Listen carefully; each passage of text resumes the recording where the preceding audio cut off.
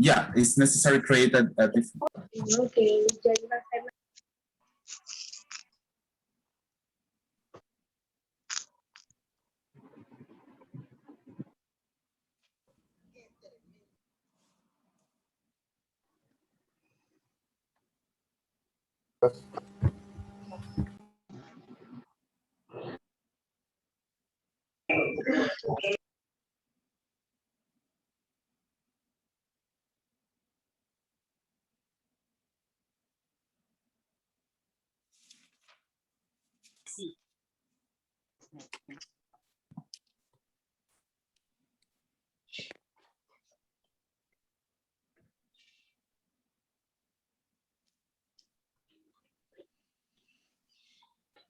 Muy buenas tardes a todos.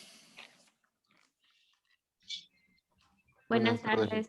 Buenas tardes, licenciado.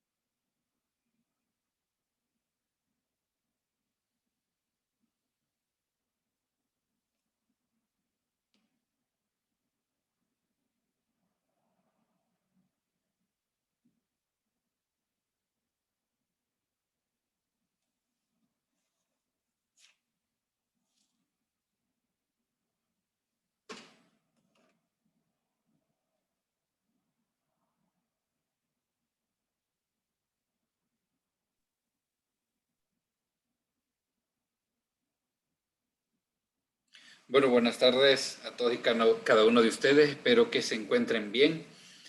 Las disculpas que el día viernes se inició un proceso de evaluación de tesis con un grupo y se terminó más de las 6:45, 6:50 aproximadamente.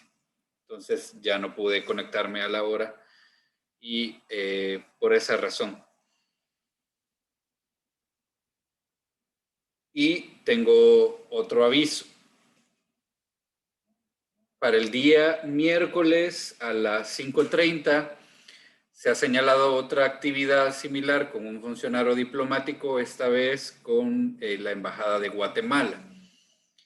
Sé que no es el día ni la hora de clase, espero también que no se vaya a suspender por otro motivo, pero es importante que podamos participar los que puedan hacerlo. Es con la Embajada de Guatemala el día miércoles 19 a las 5:30 vía Zoom. Yo haré las comunicaciones, incluso enviaré a la Universidad de información y permiso de que en caso de que tengan clase puedan participar en actividad de interacción y puedan hacer preguntas al funcionario diplomático. Y las indicaciones son las mismas. Si van a participar, por favor mantener el micrófono totalmente apagado y de preferencia la cámara encendida para respeto de la persona que va a estar acompañándonos. Esto es el miércoles 19 a las 5:30. Este miércoles.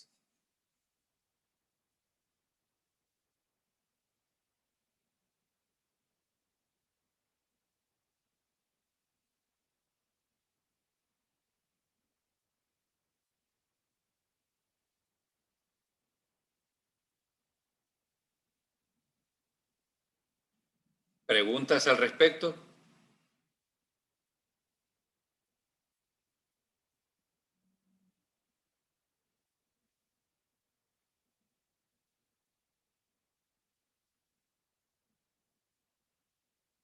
Con relación a aclarar la aclaración sobre pedir permiso, Oscar pregunta que en caso de que tengan clase, yo informaré a las autoridades de la universidad que por favor les permitan participar, porque es la hora que el funcionario ha dispuesto por sus actividades laborales. Es el día miércoles a las 5:30. Yo voy a informar dicha situación porque hasta el día de ahora en la mañana me lo confirmaron. Entonces, les pido que hagan el esfuerzo de los que puedan participar en la actividad y, primero Dios, no se suspenda, la podamos realizar para que podamos interactuar con un funcionario diplomático donde va a exponer las actividades que se realizan y funciones en la diplomacia. Entonces, espero que podamos llevarla a cabo.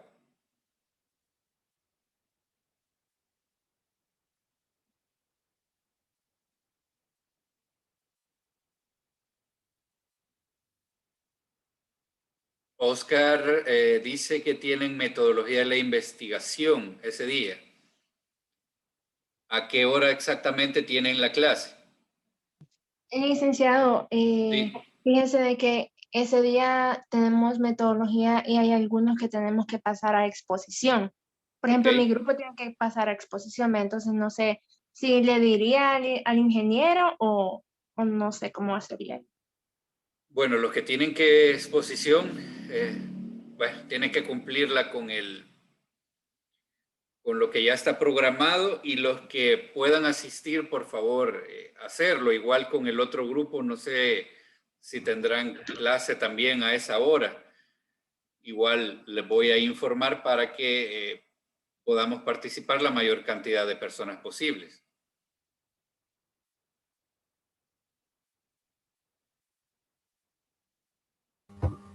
Entendido, Lick. Creo que hay un poco más de flexibilidad para los que no tenemos que exponer. Creo que sería un poco más fácil para los que no les toca. Sin embargo, ahora tenemos clases con el ingeniero.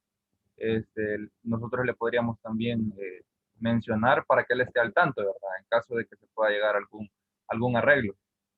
Claro, igual ahora enviaré la comunicación para que estemos todos en la misma sintonía y no haya ningún problema. Ok, Lick, gracias. Muy bien. Buenas tardes, licenciado. Yo tengo una pregunta. Sí, Wendy. ¿Cuánto tiempo duraría la conferencia? Lo más, 1 hora en caso de que quieran ustedes hacer preguntas, etcétera. Hay un espacio incluso de exposición de parte del funcionario. Tiene un tema preparado, entonces no va a exceder de 1 hora. Entiendo que si iniciamos a las 5:30, a las 6:30 estaríamos finalizando. Vale, gracias, licenciado. Muy bien. Licenciado, disculpe, yo tengo una Sí. pregunta, pero con respecto al trabajo final. Diga, Verónica. Sí, y es que no sé si ya habilitó en el campus el espacio para entregarlo o no lo he visto. Todavía no, ya lo tendrán listos. Ok. ¿Perdón? Ya lo tiene listo.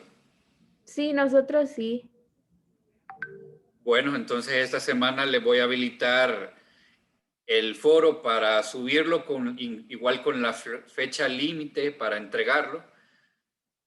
Todavía no tengo la fecha de parciales, pero voy a calcular más o menos la fecha límite para ustedes, que va a ser diferente con el otro grupo para que no sea el mismo día. Entonces esta semana van a tener la fecha límite. Si ya tienen el trabajo, pueden enviarlo cuando ustedes dispongan. Está bien, gracias, Lick. ¿De acuerdo? Licenciado, buenas tardes. Buenas tardes, Pablo Andrés. Sí, fíjese que le quería hacer una pregunta con respecto a eso que nombraba mi compañera. Fíjese que yo he estado teniendo problemas desde hace muchas semanas para subir las tareas en la plataforma. De repente me sale error o me imagino que quizás no soporte el peso de los documentos o las presentaciones. Y en el caso de un video creo que va a ser peor el resultado. No sé si se lo podría mandar a su correo. Sí, no hay problema. Creo que incluso usted me envió al correo el anterior. No tengo problema con eso. También Ok. otra forma que otros compañeros lo han realizado es que en una página de Word la suben a la plataforma únicamente con el link donde yo puedo tener acceso, que es, se lo digo para que también lo puedan tomar en cuenta si desean hacerlo de esa manera.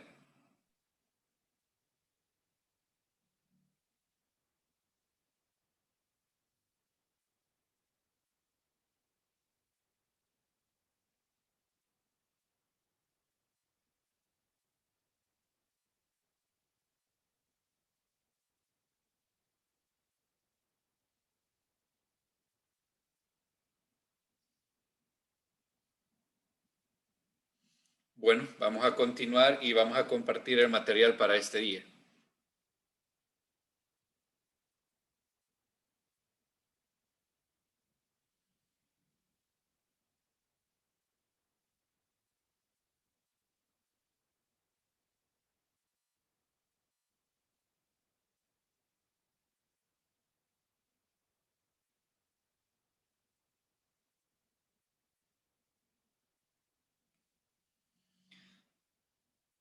Bueno, ahora tenemos la temática que consiste en el derecho de los conflictos armados.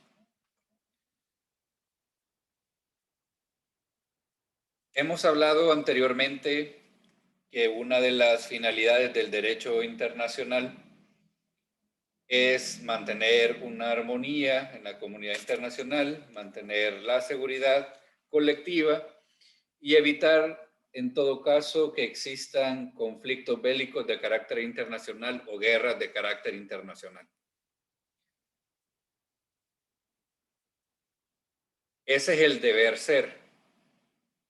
Pero ¿qué pasa cuando la situación ya es totalmente inhabitable y tiene que ocurrir lo que se conoce como un conflicto bélico o una guerra? Según el derecho internacional, un conflicto puede pasar con una declaración de guerra o con un comienzo efectivo de hostilidades. Hay un convenio que es de la Haya de 1907 que trata de instar a las partes a no iniciar hostilidades si no hay un aviso previo.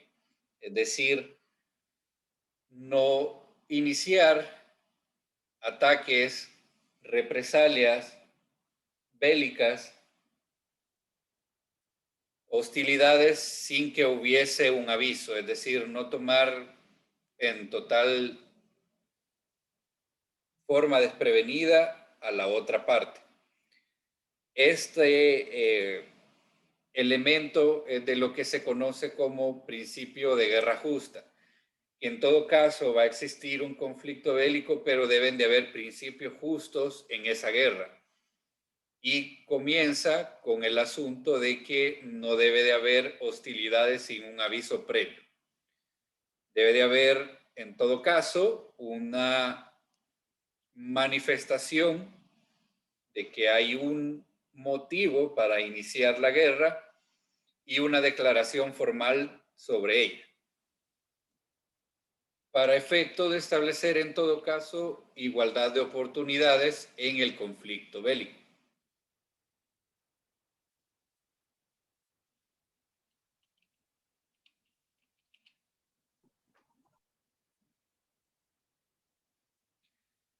Este concepto de guerra justa se viene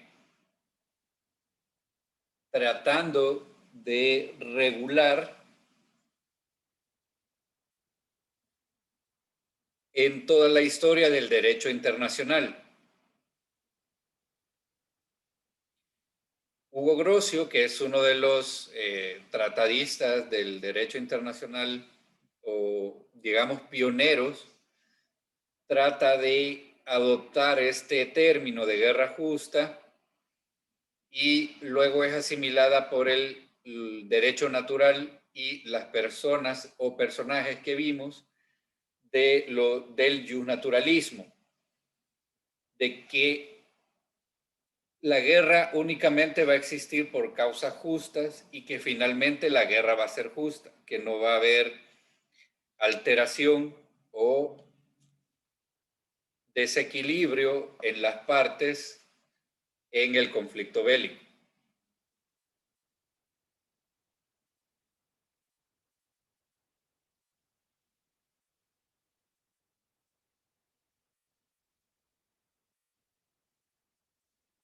Este concepto se traslada o se trata de aplicar en la actualidad y es llamado ius in bello, que es el derecho bélico o el derecho en la guerra.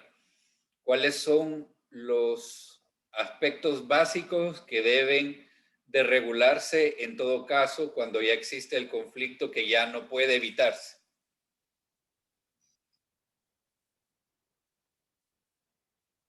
Y trata de regular el comportamiento de los participantes en el conflicto, determinando una ética militar. Es decir, el conflicto existe, hay una contestación de hostilidades, pero debe de haber una ética militar en ese asunto. Debe de estar regulado el comportamiento para no caer en excesos o en crímenes de lesa humanidad.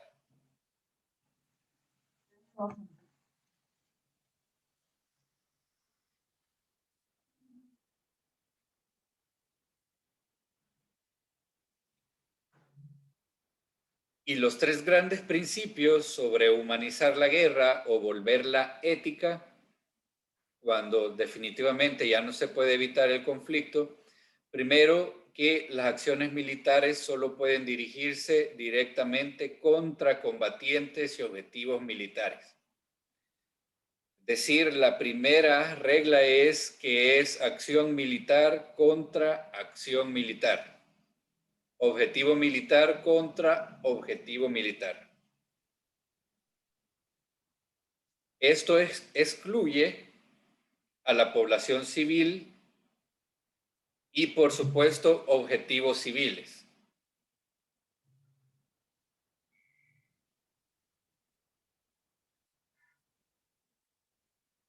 Número 2, están prohibidos todos los medios de lucha que causen sufrimiento o daños superfluos, es decir, que no sean necesarios para la derrota del enemigo. Esto se refiere a causar sufrimiento innecesario, torturas, a elementos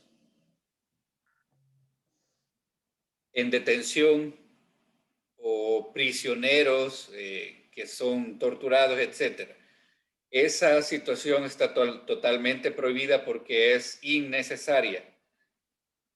Y número 3, cualquier medio de lucha desleal, es decir, cualquier situación que no sea proporcional a lo que se está prácticamente respondiendo a la hostilidad, es decir, utilizar menores de edad, utilizar objetivos civiles, escuelas, centros comerciales, objetivos donde la concentración de personas sea persona civil. Es totalmente una lucha desleal. Licenciado, ¿Sí? estaba pensando ahorita que estaba comentando eso. En el caso, por ejemplo, cuando se dio aquello de el bombardeo a Nagasaki y Hiroshima, se puede decir que de acuerdo a estos principios no fue algo, no fue un ataque, digamos, como dignificar, por decirlo así, pero que ha sido una lucha leal. Buena Se observación. atacó civiles, por eso es Sí. que... De este punto partimos varios aspectos. Vamos a tratar de abordar su observación, pregunta en toda la situación. Fue el primer ataque histórico con uso de armamento nuclear. Nunca se había utilizado y prácticamente se desconocía el potencial que un armamento de estos podía tener, además de la afectación progresiva a la población civil. Ese ataque marcó mucho en el derecho internacional con relación a la guerra por esa situación. Y de ahí deviene la prohibición específica de utilizar armamentos nucleares por la desproporción y desmedida que causa a la población, además de la progresividad en daños a la población civil. Porque los efectos se ven incluso años después por el efecto cancerígenos de elementos nucleares. Ahora bien, digamos que la excusa que tuvo Estados Unidos para realizar el ataque de esa manera es porque la acción desleal la comenzó Japón, y hago un paréntesis, no lo estoy justificando, solo estoy haciendo el relato histórico de la situación. Estados Unidos no estaba participando activamente en la guerra y tenía concentrada cierta población militar en una base, pero no estaba totalmente activa, que es la base de Pearl Harbor, que estaba en Hawái. Sin el aviso que hemos mencionado acá, que hemos visto, sin el aviso previo de hostilidades y sin una declaración previa, Japón ataca la base cuando estaban totalmente, prácticamente deshabilitados, y provoca un gran pérdida, gran ataque y gran pérdida humana sobre ese objetivo militar. Ahora bien, fue específicamente contra un objetivo militar que podríamos llamar una acción desleal sin previa declaración de hostilidad, y además que Estados Unidos no estaba formalmente participando en la guerra. Eso lo motivó a participar, y además, digamos, eso lo tomó como justificación para realizar ese ataque de esa magnitud contra Japón específicamente. Esa situación, como les menciono, marcó en el derecho internacional la situación de que se prohibiera tajantemente el uso de armamento nuclear. Y al igual que todo en el derecho internacional, no existe una codificación y una reglamentación específica. Y lo mismo ocurre con estos principios de la guerra. Prácticamente quedan en principios porque es lo que se trata de regular. El comportamiento que se espera, en todo caso, de las partes intervinientes en un conflicto bélico, que se comporten de la mejor manera. Porque una guerra siempre, por más ética que se pretenda realizar, siempre va a traer como consecuencias pérdidas civiles. Entonces, estos principios tratan de alguna manera de establecer lo esencial que debería de cumplir en comportamiento las partes intervinientes. Entonces, con relación a la pregunta observación que hacía el compañero, esa es la situación, y ese hecho en particular marca la historia de la guerra en el derecho internacional.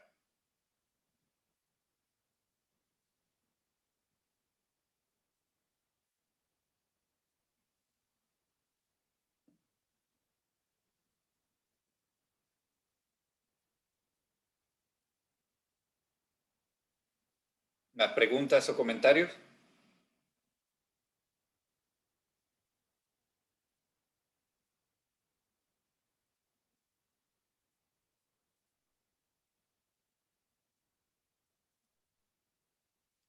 Ok, continuando. Esos principios buscan proteger los intereses humanitarios primero en la población.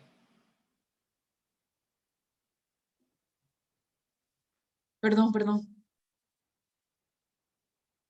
Busca proteger los intereses humanitarios primeramente en la población civil.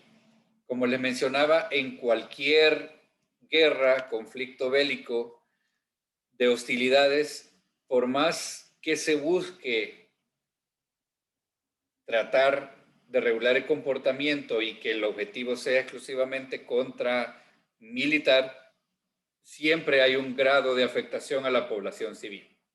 Entonces, se busca proteger justamente la población civil. En segundo aspecto, los prisioneros. Es un aspecto innecesario en toda guerra. Prisioneros no es algo que se necesita ni para responder en el conflicto, ni mucho menos para que se le llame ganador a una de las partes el hecho de que se tengan prisioneros y mucho menos torturar o realizar crímenes de lesa humanidad específicos. Y en tercer aspecto, los heridos.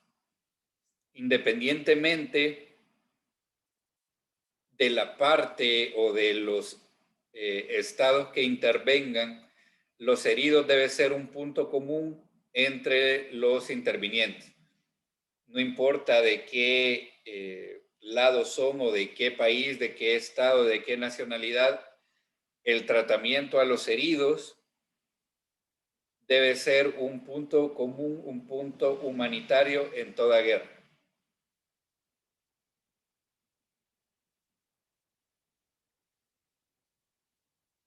Existen unos medios coactivos de solución de controversia que se pueden aplicar cuando existen ciertas hostilidades con la finalidad de que se evite la guerra.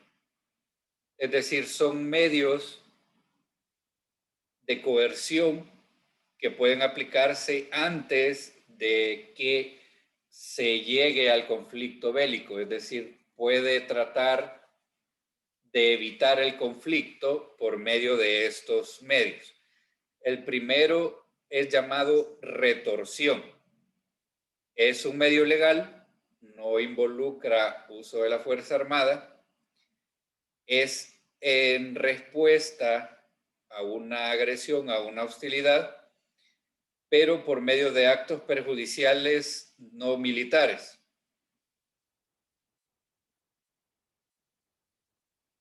Y la retorsión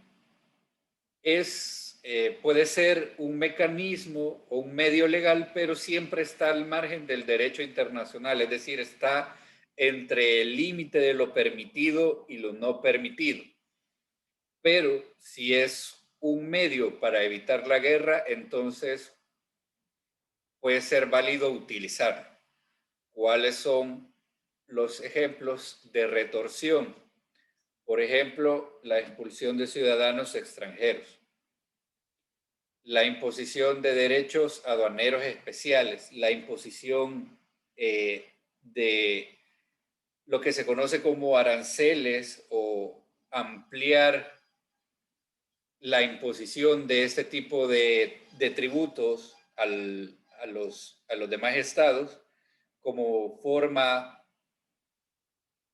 de presión para poder solventar la hostilidad, la exclusión de barcos extranjeros, es decir, de alguna forma limitar el comercio y la circulación de los barcos extranjeros con el estado que se tiene hostilidades, la retirada del exequatur a los agentes consulares del estado extranjero. El exequatur es la facultad que tienen los agentes consulares de realizar sus funciones acá.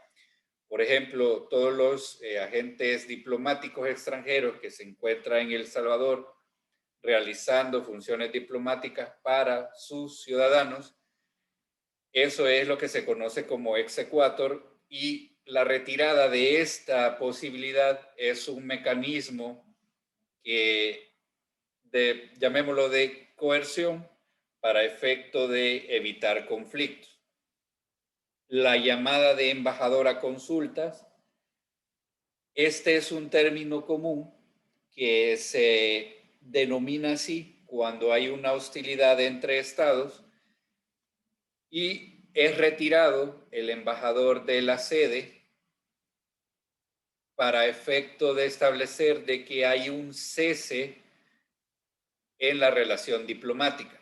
Por ejemplo, cuando un Estado llama a consulta al embajador que se encuentra acá en El Salvador, eso significa que por de pronto la relación diplomática se encuentra en ruptura o que se encuentra en suspenso y no está ejerciéndose una relación recíproca diplomática. Y finalmente, la ruptura o cese de relaciones diplomáticas, es decir, cuando de forma indefinida se rompe esa diplomacia con ese Estado. Estos son medios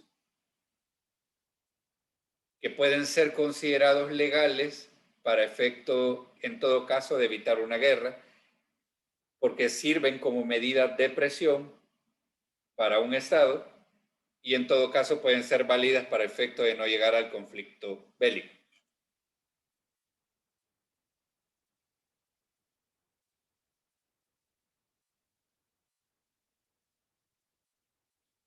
Y luego tenemos la represalia, que puede ser considerado ilegal, pero también es válida dentro del derecho internacional en cuanto a que es respuesta a una hostilidad, pero que en todo caso debe ser proporcional al perjuicio ocasionado o a lo que el Estado sufre para poder realizar una represalia.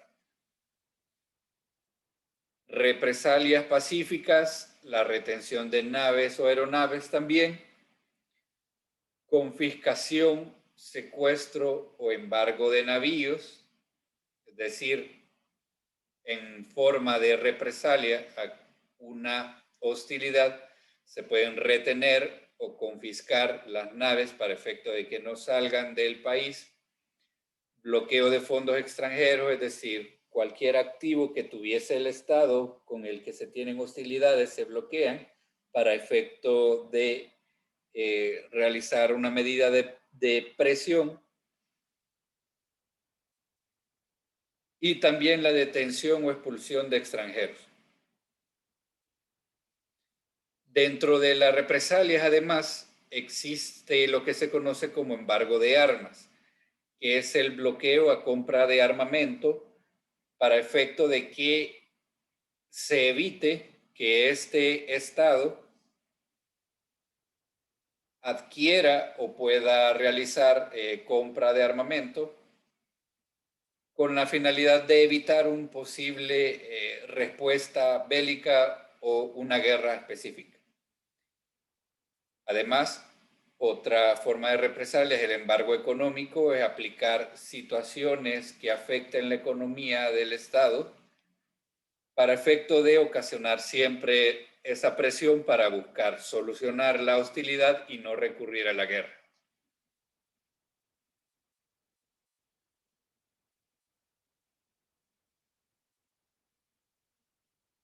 La diferencia de una retorsión y una represalia es que la retorsión tiene por finalidad evitar el conflicto como una medida coercitiva y la represalia es respuesta a una hostilidad sin que se llegue a un conflicto bélico, en particular guerra.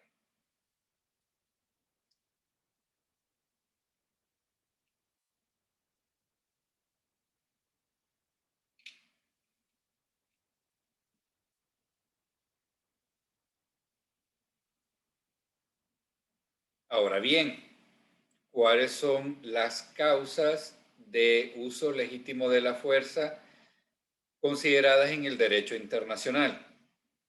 Primero, la piratería o tráfico de esclavos en alta mar. Cuando hablamos de piratería, hablamos de bandos en alta mar que se dedican a saquear y a interceptar naves de cualquier nacionalidad para efecto de apropiarse de mercadería, de bienes, etcétera. Y además, la trata de personas o el tráfico de personas. Cuando se advierte alguna de estas situaciones, existe el uso legítimo de la fuerza que puede aplicarse en ese caso.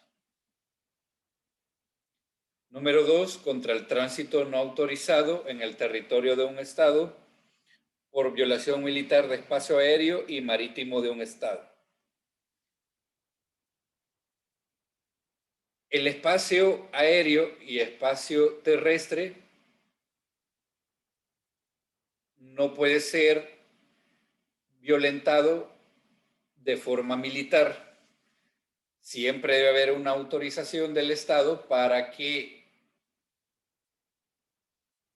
una fuerza militar o una autoridad militar o un despliegue militar sea movilizado en espacio extranjero. Cuando no se cuenta con esa autorización, entonces existe la posibilidad de utilizar la fuerza legítima porque puede considerarse una invasión, sobre todo si se hacen advertencias al respecto y hay caso omiso con relación a esa, digamos, tránsito no autorizado. Porque puede considerarse que está vulnerándose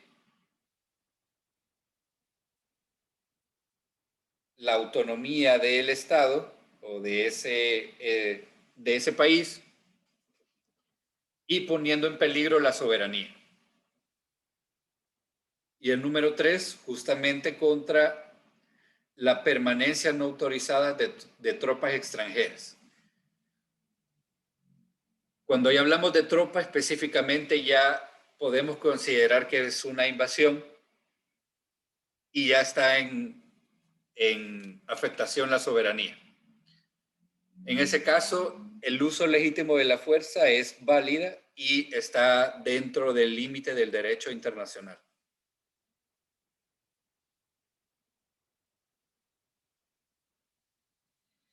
Motivos para una guerra justa, la autodefensa ante una agresión de ese tipo. Caso concreto, la denominada Guerra del Golfo inicia por la invasión de Irak a Kuwait sin previo aviso, sin ninguna declaración. Totalmente Kuwait desarmado y bajo el aspecto desleal que hemos mencionado, Irak lanza ataque contra este estado. Y tiene que intervenir de forma bélica otros estados en defensa de Kuwait y se inicia lo que se conoce como Guerra del Golfo. Esto con relación a la defensa y además por una prácticamente invasión deliberada.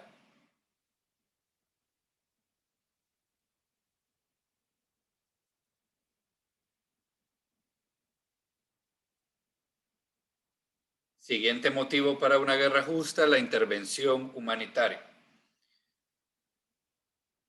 ¿Puede un Estado entrar legítimamente en guerra con otro, aunque no lo haya agredido previamente, si hay prueba suficiente de que existe violación a derechos humanos a sus ciudadanos, que un Estado está realizando crímenes de lesa humanidad de forma totalmente deshumanizada y desproporcionada, entonces puede haber intervención humanitaria por parte de otros estados en defensa de la misma humanidad.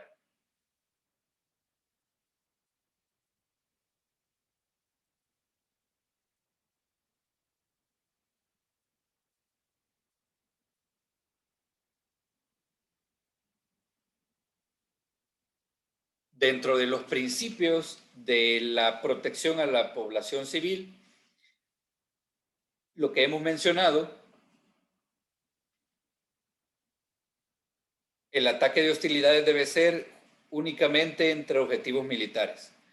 Se debe diferenciar la población civil de los combatientes y no pueden dirigirse ni acciones directas contra la población ni contra infraestructura que sea civil.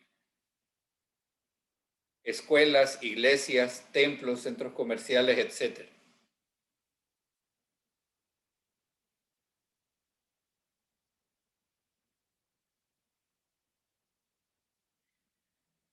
Además, la prohibición de que se realicen ataques indiscriminados que afecten tanto objetivos militares como objetivos civiles. Esto se conoce en el términos de guerra como daños colaterales, es decir, que se evite considerar la necesidad de ocasionar bajas civiles, aunque el objetivo sea un objetivo militar. Eso también está totalmente prohibido por la situación de que debe ser únicamente contra objetivo militar, nunca contra la población civil, y tampoco estimar daños colaterales, es decir, de que se considere necesario ciertas bajas civiles para realizar el objetivo militar. Prohibiciones específicas: atentados contra la vida, mutilaciones, torturas, toma de rehenes, tratos humillantes o degradantes y condenas y ejecuciones sin juicio.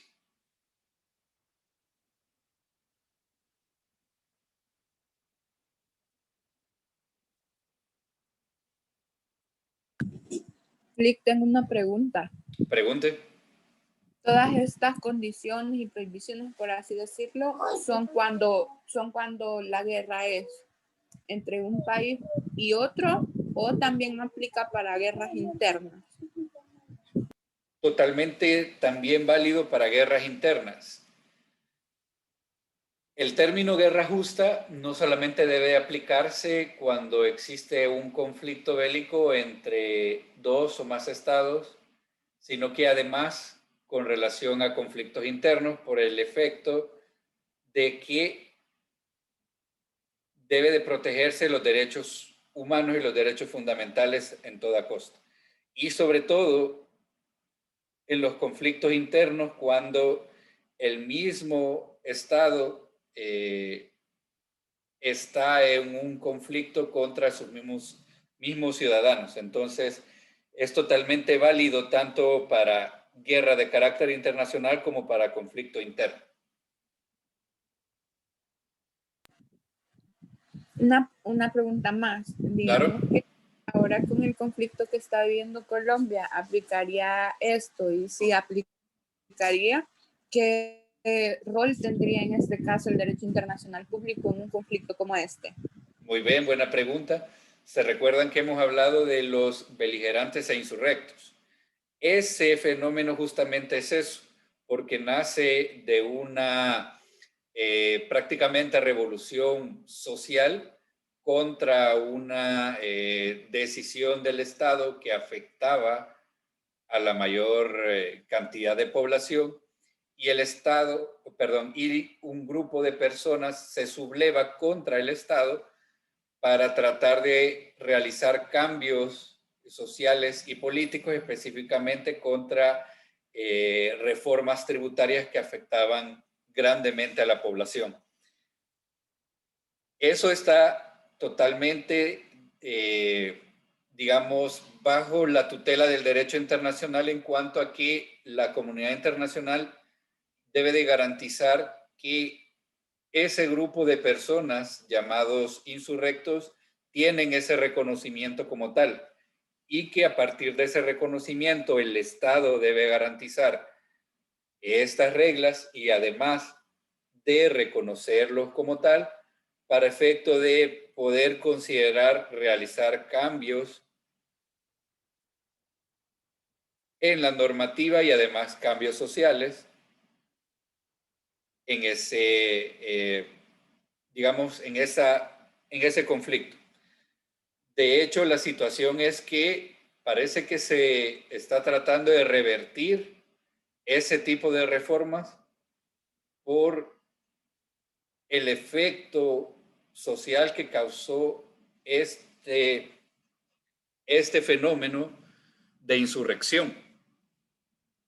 No fue todavía al punto de un conflicto bélico porque únicamente fue la población, digámoslo así, que se sublevó al Estado sin llegar todavía a esa calidad de conflicto bélico interno, pero es justamente muy buena su observación porque es parte también de la tutela del derecho internacional lo que está ocurriendo en Colombia.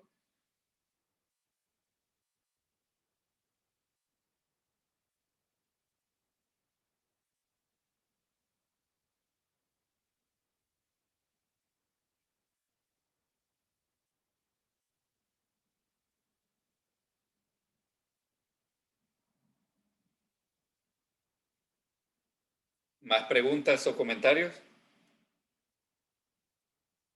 Por mi parte, no, Lee.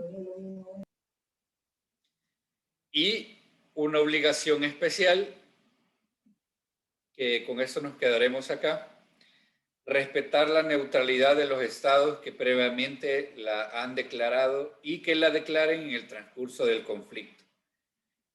¿Qué significa esto? Que si dos o más estados están en guerra internacional, significa que en la periferia hay otros estados que no están participando y que probablemente tengan la intención de declararse neutrales en ese conflicto. En ese sentido, los estados participantes en la guerra tienen la obligación de respetar la neutralidad de los que no van a participar y los que la han declarado como tal.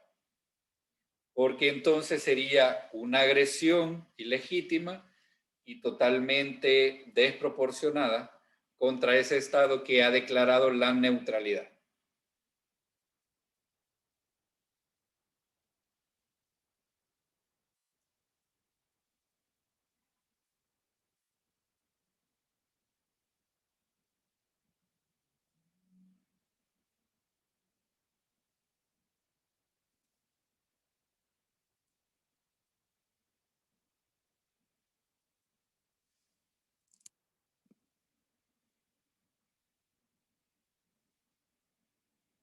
¿Más preguntas o comentarios?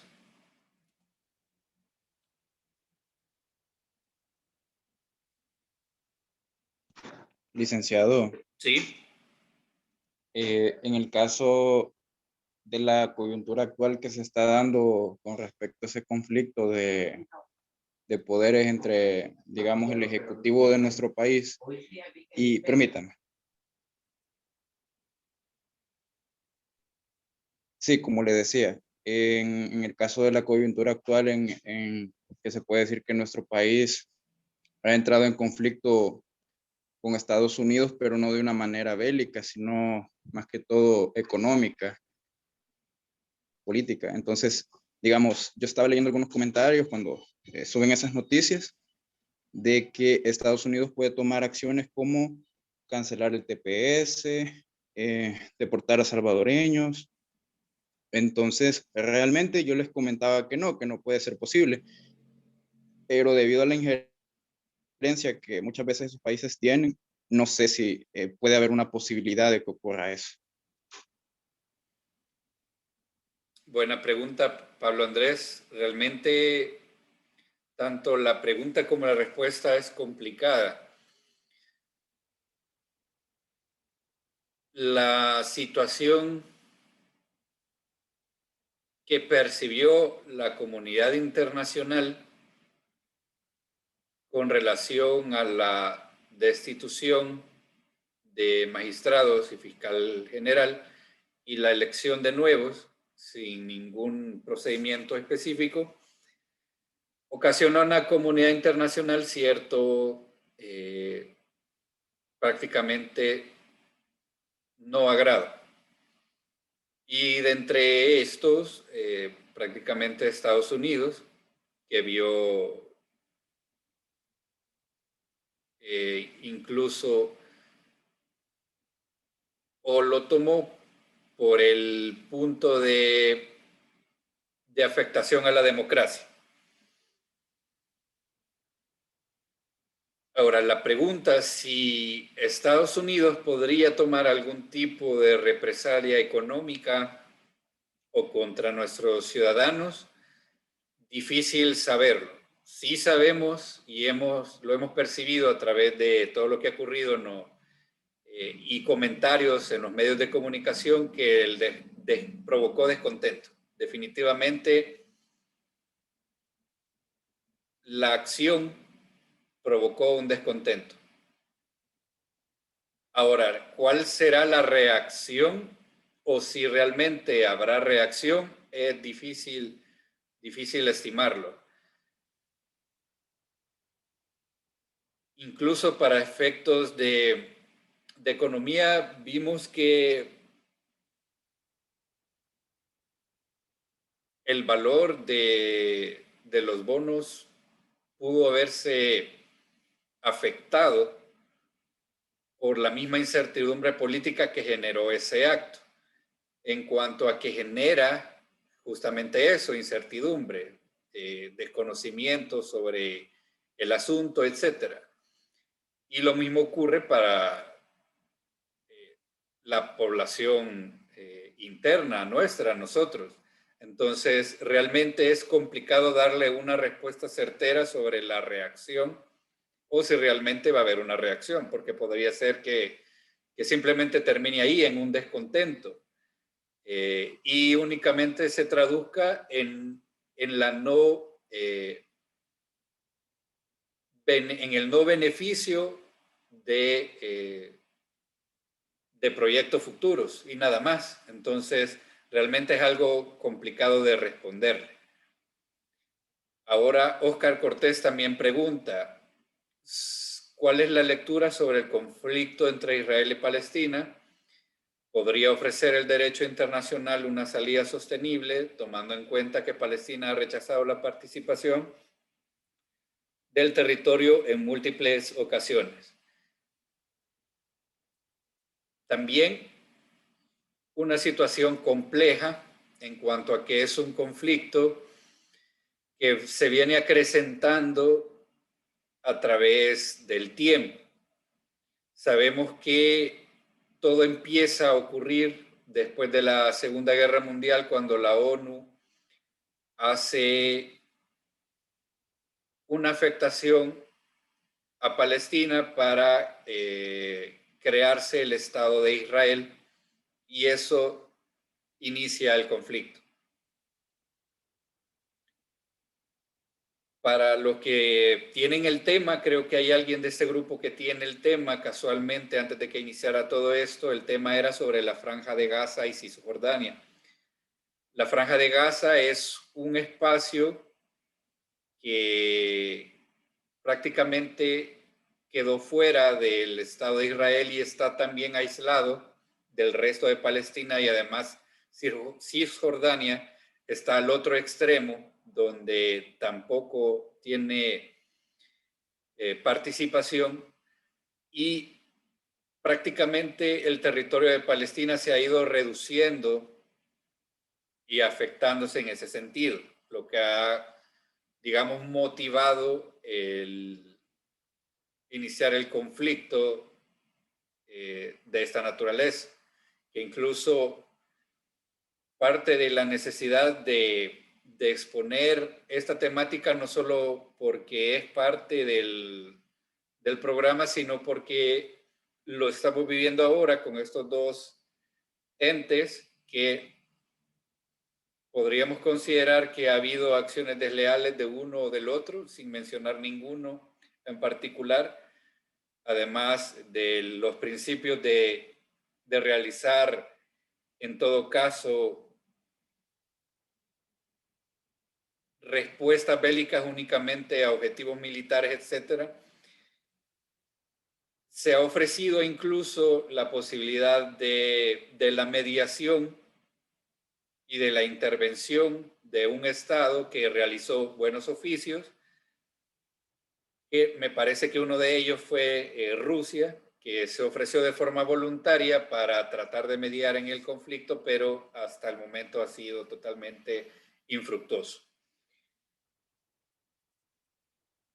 Sí es de interés para el derecho internacional, pero al final es una situación compleja por todo lo que arrastra este conflicto en particular y que tiene que haber mucha fuerza de voluntades de parte de ambos y de varios para poder darle una solución final, porque lo que hemos visto desde que ha iniciado estas hostilidades es que únicamente se le da solución temporal, pero nunca ha habido una solución final a este conflicto. Entonces, habría que analizar cuál podría ser la solución final para que no vuelva a ocurrir, porque cada vez es más intenso la hostilidad que se genera entre estos dos particulares. Entonces, es una situación compleja a nivel internacional.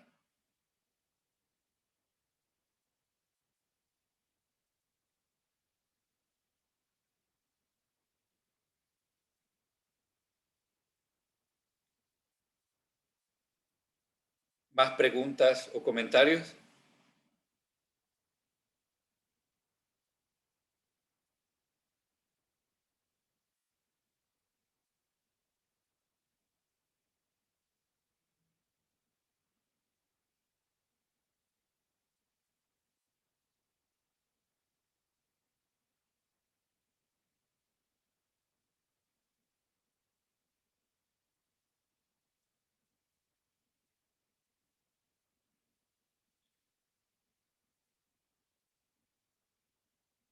Bueno, entonces nos quedaremos hasta acá. Les repito brevemente, les enviaré la invitación para el día miércoles 19, este miércoles a las 5:30. Haré las comunicaciones con las autoridades de la universidad para que, si no tienen exposición, puedan participar, además del otro grupo, también con la otra clase, y puedan participar con la actividad diplomática con la Embajada de Guatemala. Micrófonos, por favor, totalmente apagados y de preferencia la mayor esfuerzo posible de mantener la cámara encendida. Así es que nos veremos, primero Dios, el día viernes.